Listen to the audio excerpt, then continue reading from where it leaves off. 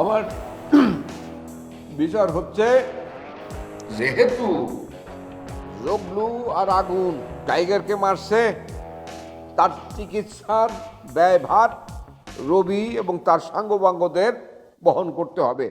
এই কারণে কালকে তারা টাইগারকে 2 লক্ষ টাকা দিবে।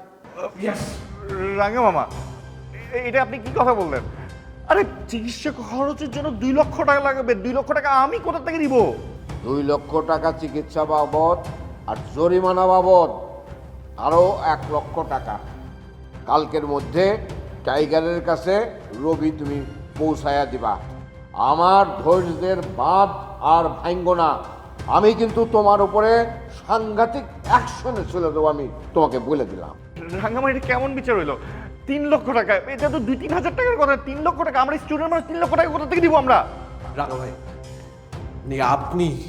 আপনি যোগ্য মানুষ, আপনি যোগ্য নেতার যোগ্য অভিভাবক। আমাদের সবাই আমরা সবাই আপনার এই মতামতে খুশি, সবাই খুশি।